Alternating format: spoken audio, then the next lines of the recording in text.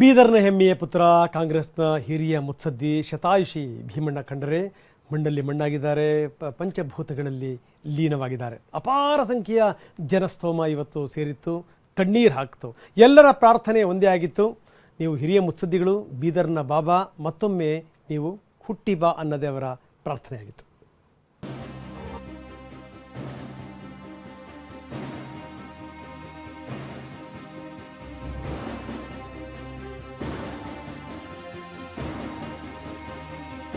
ಬೀದರ್ ಜಿಲ್ಲೆಯ ಹೆಮ್ಮೆಯ ಪುತ್ರ, ಸರಳತೆ, ಸಚ್ಚಾರಿತ್ರ್ಯದ ಧೀಮಂತ ನಾಯಕ, ಸರ್ವಧರ್ಮ ಸಮಭಾವದ ಜೀವನ ಶೈಲಿಯ ಮೂಲಕ ಬೀದರ್ ಜಿಲ್ಲೆಯ ಬಾಬಾ ಎಂದೇ ಪರಿಚಯವಾಗಿದ್ದ ಹಿರಿಯ ಮುತ್ಸದ್ದಿ ಭೀಮಣ್ಣ ಖಂಡ್ರೆ ವಿಧಿವಶರಾಗಿದ್ದಾರೆ.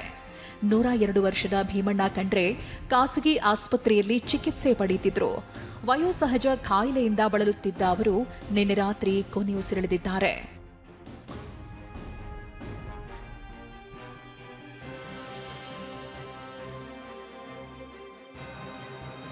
ಅರಣ್ಯ ಸಚಿವ ಈಶ್ವರ್ ಖಂಡ್ರೆ ಅವರ ತಂದೆ ಭೀಮಣ್ಣ ಖಂಡ್ರೆ ಅವರು ಅಖಿಲ ಭಾರತ ವೀರಶೈವ ಲಿಂಗಾಯತ ಮಹಾಸಭಾದ ಅಧ್ಯಕ್ಷರಾಗಿ ಸೇವೆ ಸಲ್ಲಿಸಿದ್ದಾರೆ.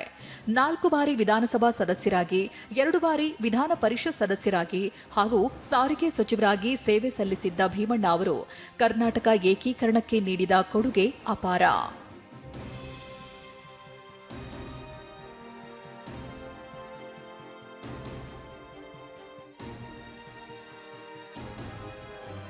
ರೈತರ ಕಣ್ಮಣಿಯಾಗಿ ನಿರ್ಭೀತಿ ರಾಜಕಾರಣಿಯಾಗಿದ್ದ ಭೀಮಣ್ಣ ಅವರ ಪಾರ್ಥಿವ ಶರೀರದ ಅಂತಿಮ ದರ್ಶನವನ್ನ ರಾಜಕೀಯ ಗಣ್ಯರು ಪಡೆದುಕೊಂಡಿದ್ದಾರೆ. CM Siddaramaiah, DCM DK Shivakumar, BJP ರಾಜ್ಯಾಧ್ಯಕ್ಷ ವಿಜಯೇಂದ್ರ, ಸಂಸದ ಬೊಮ್ಮಾಯಿ ಸೇರಿದಂತೆ ರಾಜಕೀಯ ಗಣ್ಯರು ಅಂತಿಮ ದರ್ಶನ ಪಡೆದರು. ಭೀಮಣ್ಣ ಅವರ ಕೊಡುಗೆಗಳನ್ನ ಸ್ಮರಿಸಿದ್ರು. ಸಮಾಜ ಸೇವೆಯನ್ನು ಮಾಡಿದಂಥವ್ರು, ಅವರು ಬಹಳ ಸರಳವಾಗಿ ಸ್ವಾಭಿಮಾನಿಯಾಗಿ ರಾಜಕಾರಣ ಮಾಡಿದಂಥವ್ರು, ಏಕೀಕರಣದಲ್ಲಿ ಹೋರಾಟವನ್ನು ಮಾಡಿದಂಥವ್ರು, ದಕ್ಷ ರಾಜಕಾರಣಿಯನ್ನು ಕಳ್ಕೊಂಡಾಗಿದೆ. ಅವರ ಆತ್ಮಕ್ಕೆ ಚಿರಶಾಂತಿ ದೊರಕಲಿ, ಅವರ ಆತ್ಮಕ್ಕೆ ಶಾಂತಿ ಸಿಗಲಿ, ಅವರೆಲ್ಲ ಅನ್ಯಾಯಗಳಿಗೆ ಆ ದುಃಖವನ್ನು ಭರಿಸುವಂಥ ಶಕ್ತಿ ಸಿಗಲಿ ಅಂತೇಳಿ ಆ ಭಗವಂತನಲ್ಲಿ ನಾನು ಪ್ರಾರ್ಥನೆ ಮಾಡ್ತೇನೆ. ಲಿಂಗಾಯತ ಸಂಪ್ರದಾಯದಂತೆ ಭೀಮಣ್ಣ ಅವರ ತೋಟದಲ್ಲಿ ಅಂತ್ಯ ಸಂಸ್ಕಾರ ನೆರವೇರಿದೆ. ಬಾಲ್ಕಿ ಜನರ ನೋವು, ರೈತರ ಸಮಸ್ಯೆ ಅಂತ ಬಂದಾಗ ಹೋರಾಟಕ್ಕಿಳಿಯುತ್ತಿದ್ದ ಭೀಮಣ್ಣರಿಗೆ ಇವತ್ತು ಬಾಲ್ಕಿಯ ಜನ ಕಣ್ಣೀರ ವಿದಾಯ ಹೇಳಿದ್ದಾರೆ. ಸುರೇಶ್, ಟಿವಿ9 ಬೀದರ್.